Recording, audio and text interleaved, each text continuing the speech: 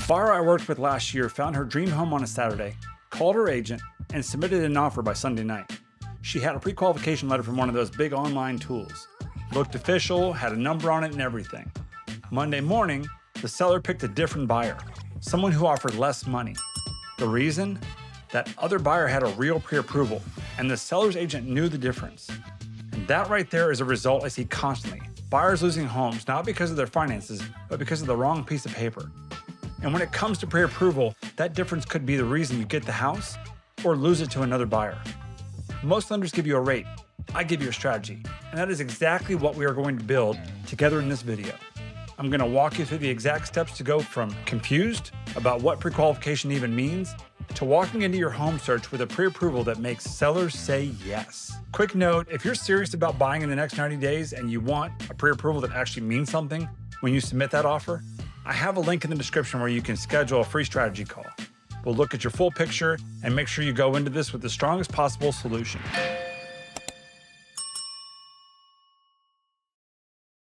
Okay, back to it. So step one, you need to understand what you actually have right now, because most people do not. A pre-qualification is an estimate. That is it. You go online, you type in your income, your debts, maybe your credit score range, and a computer spits out a number. Pre-qualification usually relies on self-reported information and a soft credit pool. Nobody verified anything, nobody looked at your pay stubs, nobody checked whether your tax returns match what you typed into a box. A pre-qualification provides an estimate of how much of a loan a homebuyer may qualify for, and it does not require the borrower to submit proof of income, debt, or other financial information. Think of it like telling a doctor, "I feel fine," versus actually getting blood work done. One is a guess, the other is a diagnosis. So here's your micro action for step one. Grab whatever letter or email you receive from that online tool, look at it closely. Does it say pre-qualified or pre-approved? If it says pre-qualified, understand that most listing agents in the competitive market will put that letter at the bottom of the pile. I had a real estate agent tell me point blank last spring. She said if an offer comes in with only a pre-qual letter, she advises her seller to treat it like an unverified offer. That is the reality right now. Write this down. Pre-qualification equals estimate, pre-approval equals verified. Now you know where you stand. So step two, and honestly, this is where it gets interesting. You need to know exactly what a lender is going to verify so you can get ahead of it before you even apply. Here's what actually happens during a real pre-approval. Mortgage pre-approval involves submitting financial documents so the lender can review actual evidence of your financial position, including proof of income, such as pay stubs and tax returns, proof of assets like bank and investment account statements, and permission for the lender to pull a credit report. They are checking four things: your income, your assets, your debts, and your credit. Let me break each one down so you know exactly what to prepare for. For income, you will need your last 30 days of pay stubs, W-2 forms from the past 2 years, and the federal tax returns covering the previous 2 years, because lenders need to see how stable your income is. For assets, lenders need to see 2 to 3 months of your statements from all of your financial accounts: checking, savings, retirement, and investments. For debts, they pull your credit report and add up every monthly payment you owe: car loans, student loans, credit card minimums, everything.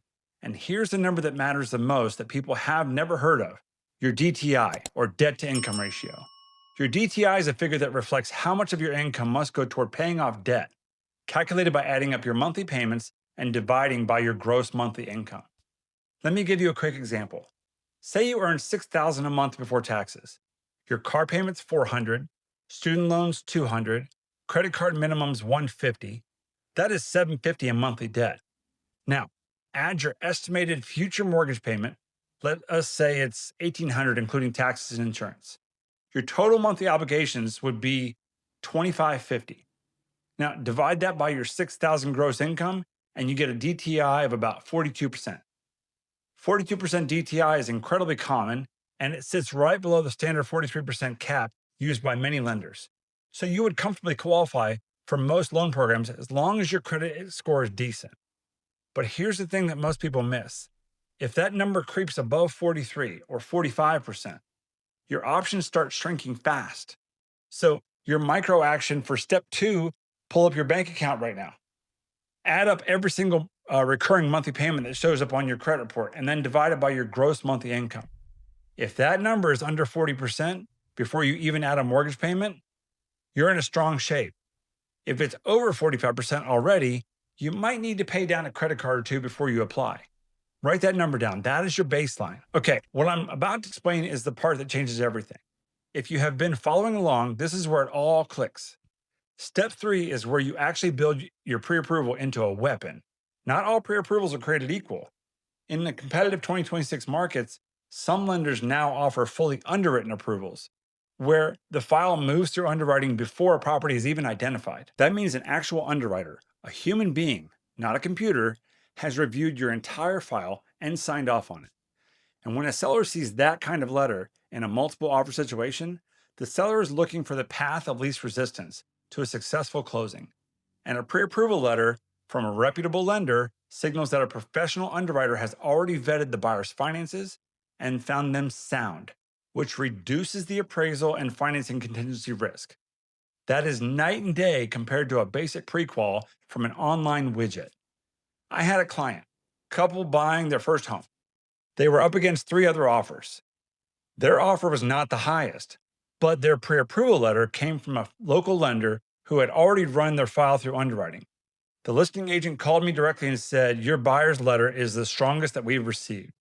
They got the house, not because we paid the most, but because the seller trusted their financing would actually close. And this is what a real pre-approval does for you. If you want help applying this to your specific situation, you can schedule that free strategy call with me.